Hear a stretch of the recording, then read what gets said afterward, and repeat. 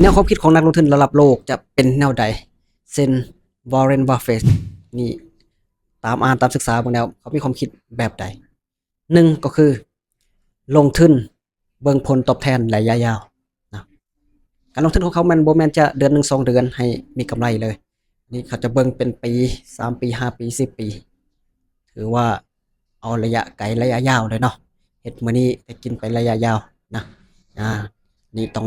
เบิ่งเนาะแนวคือเฮาใจร้อนโพดเนาะเฮ็ดมื้อนี้จะให้ได้มื้อนี้จะให้รวยมื้อนี้อันนี้ก็บ่ได้เนาะอันดับที่สองก็คือการรักษาต้นทุนให้ดีที่สุดหรือว่าการเซฟต้นทุนเนาะถ้าว่าเฮาลงทุนมีการผิดพลาดหรือว่าขาดทุนไประดับ70-80หรือว่า20-30%เฮาก็ต้องได้คัดลอตหรือว่าต้องได้สต็อปเอาไว้ก่อนเฮามาศึกษาคืนเนาะศึกษาคืนว่าลงทุนไปถูกต้องแล้วบ่แล้วจึงกลับมาลงทุนอีกครั้งเนาะหรือว่าเซฟต้นทุนบ่ให้ขาดทุนหลายเกินไป3ก็คือลงทุนในสิ่งที่รู้และเข้าใจแน่นอนในสิ่งที่เรารู้และเราเข้าใจการลงทุนการเฮ็ดหยังสิ่งใดก็จะมีแนวทางและง่ายดายเนาะและก็มีโอกาสที่ว่าจะประสบผลสำเร็จสิ่งใดเราบ่รู้สิ่งใดเราบ่เข้าใจมันก็จะยุ่งยากเนาะยุ่งยากและก็ซับซ้อนอาจจะเฮ็ดให้ขาดทุนหลายก่อนที่ว่าเราจะกลับมามีกำไรเพราะฉะนั้นลงทุนและเฮ็ดในสิ่งที่เรารู้เราเข้าใจ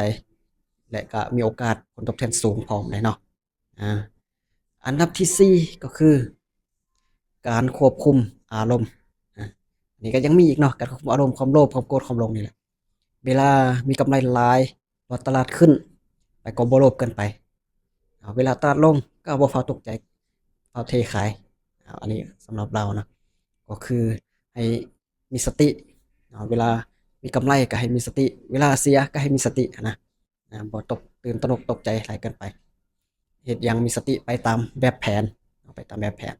เมื่อตามแบบแผนแล้วโอกาสที่จะล้มเหลวมันก็น้อยเนาะโอกาสที่จะกำไรมันก็หลายอันนี้จุดสำคัญอีกอย่างหนึ่งข้อที่5อีกจุดสำคัญก็คือการเรียนรู้ตลอดเวลาแน่นอนบ่ว่าจะเป็นการเรียนการใช้ชีวิตหรือว่าการลงทุนก็ต้องมีการปรับปรุงแบบแผนสิ่งใหม่ๆอยู่เสมอเนาะแต่ว่ายิ่งอนาคตไปพัฒนาไปในสิ่งที่ใหม่ๆเข้ามาเอไอสิ่งหลายสิ่งหลายอย่างเข้ามาเราก็ต้องได้พัฒนาความรู้เรียนรู้ไปเรื่อยๆเพื่อจะเอาสิ่งเหล่านั้นมาใส่กับการลงทุนเพื่อให้เกิดผลประโยชน์สูงสุดอันนี้จะเป็น5ข้อสำหรับนักลงทุนระดับโลกนักความคิดของนักลงทุนระดับโลกเนาะสิ่งใดที่เป็นประโยชน์เราก็ได้สามารถเอามานำใช้กับชีวิตการลงทุนของเราเนาะอันนี้ถือว่าเป็นสิ่งที่ดีที่สุดละการลงทุนทุกๆอย่างก็มีความเสี่ยงนั่นแหละเนาะเราต้องได้ศึกษาให้ดีก่อนที่จะลงทุน